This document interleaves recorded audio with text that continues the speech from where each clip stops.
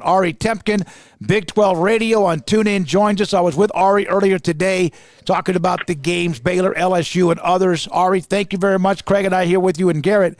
What are the chances? Where do you put Arizona State, and would you bet against them after all of what they've proven they've done after no one believed they could?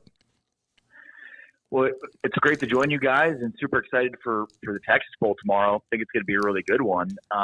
But yeah, I mean, look, I think, the line was initially, I think, at 13.5 points, down to about 12, I think now.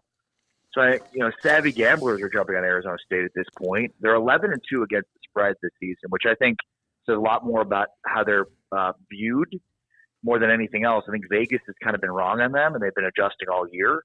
Do I think Arizona State wins this game? No, I'd be very surprised if they did. But I definitely think it'll be a lot closer than two scores. I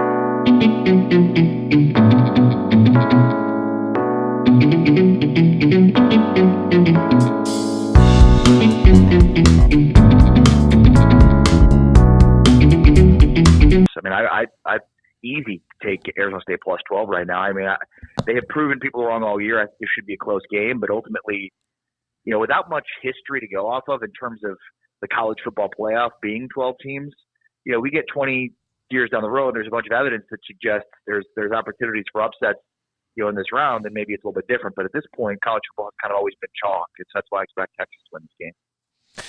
Ari, what are your thoughts on the playoff? I mean, we've kind of talked about it a little bit. We were commenting on the fact we were gone while everybody was complaining about it over the past week. And hey, it's the first year. There's going to be some tweaks needed. I think there's pretty obviously some tweaks that will be needed this offseason if at all possible. But as a first-time observer yourself, what have you made of what we've seen so far?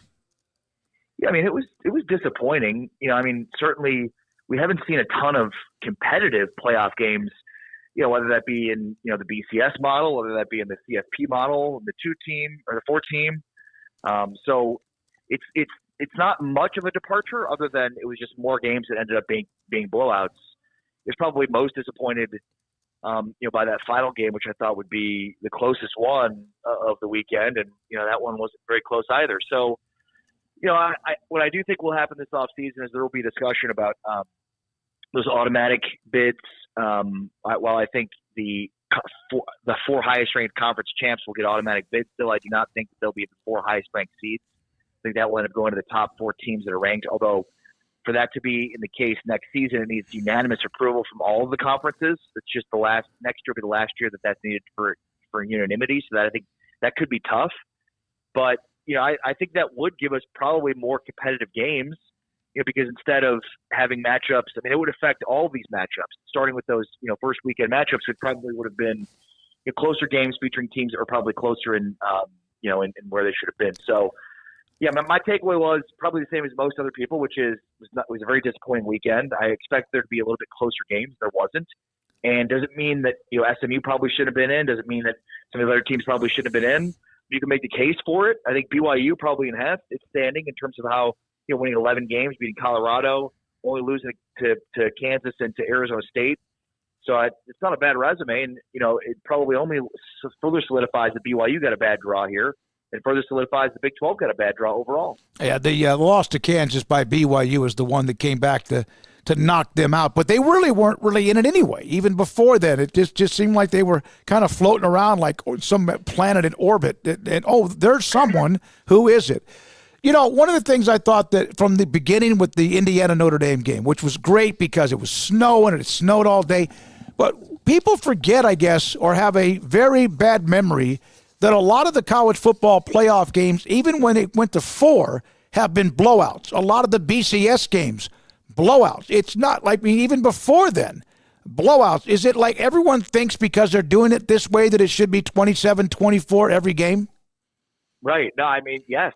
I think that is the expectation people had. And I think to your point, Smokey, I think a lot of people forgot that or have forgotten that, like, that's not unique. That really the unique aspect of, the BCS or the CFP or this installation would be close games because it's been the opposite. I mean, it's been a top-heavy sport, and maybe we thought things might be a little bit different this year because depth is put into question because teams don't have as much depth. They're losing players to the portal that seem to have an impact across the sport, to have better players, strewn out across the sport, but ultimately, yeah, I mean, I do think that there was an expectation that these games would be closer.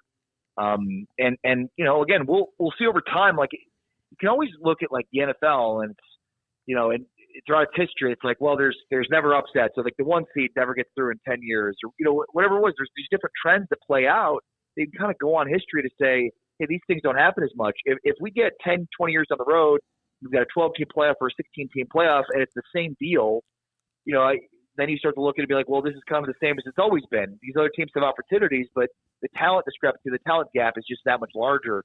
And I still think that that's a large piece of this too, is, that blue chip ratio. Bud Elliott, 24/7 Sports, he has the blue chip ratio, which is, if you basically have to have 4 or 5-star recruits that make up the last 4 classes you've had. So 50% of your entire roster has to be 4 or 5-star recruits over the last 4 or 5 recruiting classes you've had. And every team going back to the modern recruiting cycle that's won a national title has had a 50% or greater blue chip ratio on their team. And so, I mean, again, I don't think that is going to change under this new regime, under this new playoff system. But if it does, it'd be great for the sport. Ari, you kind of mentioned it there, BYU and Colorado. I mean, a few Big 12 teams with some nice wins so far, and certainly that was a big one, a game that I was really looking forward to, but BYU just took it to them, handed it to them, and made them like it. Yeah, and look, I mean, as good as Deion has been, and when you go from where Colorado was to where they are now, it's obvious the amount of change that he's made. At the same time, like, there's been a few games where you're surprised that he's been as blown out as he has been, and that goes back to Jackson State as well. There are a couple of opportunities when I look at those, those undefeated teams that he had at Jackson State that lost in the Celebration Bowl, which is, viewed as that, national championship for the HBCUs. Kind of laid eggs in those games. He obviously laid an egg in this game. It's not the same, but look, both teams were at full strength. It's one of the few bowl games that you look at, and both teams were playing the majority of their players, had the majority of their players available. While on the one hand, Colorado's season, what an impressive season it was, what an impressive debut season in the Big 12, and can't wait to see what Deion's teams look like moving forward. This was just another egg that he laid in a big moment in a big game, and credit BYU. This looked a lot like the games that they had when they were on their winning streak, when they were, three components, 3 phases of the sport all playing together. I mean, punt return for touchdown, they're intercepting passes. I mean, it just looked like it had looked when BYU was playing at its best. So just disappointing, and I think Smokey's right. That KU loss probably doomed them. They probably should have been part of a larger conversation, but they weren't. And that speaks to the status of the Big 12. Recovered an onside kick, ran back a punt, as you mentioned, blocked, I think. When they recovered the onside kick, there was a shot of Deion. And it looked like he was shell-shocked because obviously BYU came out and bloodied them pretty quickly. But it was a team in BYU that was just so focused. And you could tell they were probably pretty angry about the fact they were never a part of it. The KU loss was not good. But it was a team. Deion looked like he was, that look when you're in trouble and you don't know if everyone's looking at you, but you're in trouble. He knew his team was in deep trouble early in that game when I even think the time when they recovered the onside kick. No, I completely agree. And look, he was very emotional before the game. Yep. He visited with an sideline interview, and you could tell he was very emotional. You wonder if the emotions got the best of him in terms of just game planning and being ready. Because, you said it. BYU seemed prepared. They were ready.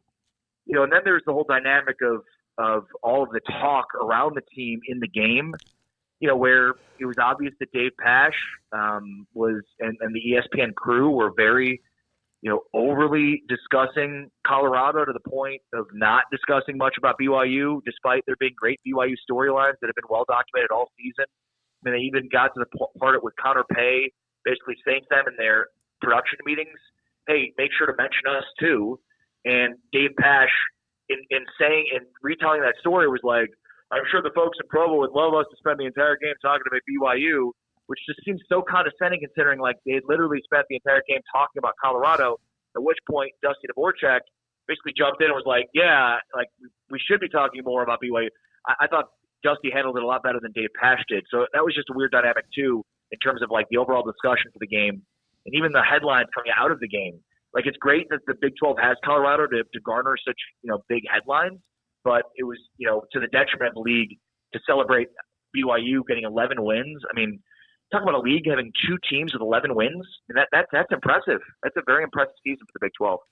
Well, one of those teams, Iowa State, 42-41 over Miami just a couple of days ago. And clearly the big story coming out of that one, or the big discussion piece, was about Cam Ward sitting out the second half. But what a big win, 11 wins, first time ever for that program. And Matt Campbell, and just your thoughts on Iowa State, not finishing with the Big 12 title like they hoped for a few weeks ago, but still finishing strong nonetheless.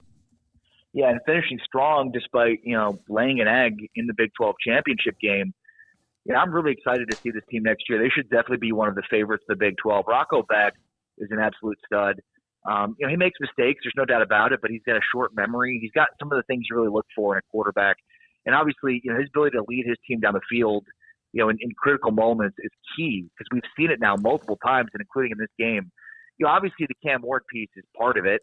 If he plays in the second half, does this game come down to the final drive? I'm not so sure about that. I get the folks that were upset about Cam Ward. I also get the Cam Ward side of it. It doesn't look great because he played enough to break the record, but then did it in the first half and then set up the entire second half. It looked very selfish. Look, it was selfish. It doesn't look selfish. It is selfish. It's sort of the definition of selfish, right? Playing a game that is the epitome of selflessness and saying, I'm going to only play so long as I can set the all-time record for touchdown passes. Then as soon as I've done that, I'm going to start the rest of the game. I mean, we can call it whatever we want and say it's, it makes sense for him to do it, but it's selfish. That's what it is. And so he made the selfish decision to do that. And he's got to live with the consequences of it. I don't think that it will hurt his draft status. I think teams are going to look simply at how good of a player you are. And then if there's 4 or 5 knocks on you, then, then suddenly it might become a bigger knock for an NFL team on your draft board. The one thing I will say, though, is if you put up 2 really good halves and win a game against a really good and credible Iowa State defense, does that help his draft status? Does that push him potentially above a Shedeur Sanders or a Carson Beck? That, to me, is the bigger thing, is did he actually hurt himself, not because he sat out and the selfishness of that, because I think that's overplayed in terms of NFL evaluations, but did he hurt himself in terms of just the evaluation of the entire football game? Because it's not as cut and dried as I think people would believe it is in terms of how the quarterback will shake out in this upcoming draft. And I do think that Beck is closer to one as well, because I think that offense that Georgia runs with Mike Bobo was really hampering him. It's not like what we saw with Todd Monken at Georgia. So I think once we see the tests and the combine, that Carson Beck is going to shoot up draft boards. By the way, 11 win teams, 3 in the Big 12. Iowa State, Arizona State, and also BYU. Ari, we appreciate you, all of what you do. Great to have you on. It's great to be with you this morning, too, on Big 12 Radio on TuneIn. And hopefully we can maybe, it all depends if Arizona State can maybe shock the world, if that's the right term, be talking about them next week. But they have their work cut out for them, no doubt. No doubt about it. And I know there's a lot of folks in Waco that and throughout this state that would love to see Arizona State knock off Texas. And look, the reality is, guys, we all know a lot of Texas fans. They've all been holding out all year, saving their money for that Cotton Bowl. They didn't go to the A&M game. They didn't go to the Clemson playoff game. They're not going to the Peach Bowl. They're all holding out, knowing that they're going to get to that semifinal in the Cotton Bowl. So it'd be great for them not to get there. Take care, guys. All right, buddy. Thank you very much. Ari Temkin, Big 12 Radio on TuneIn.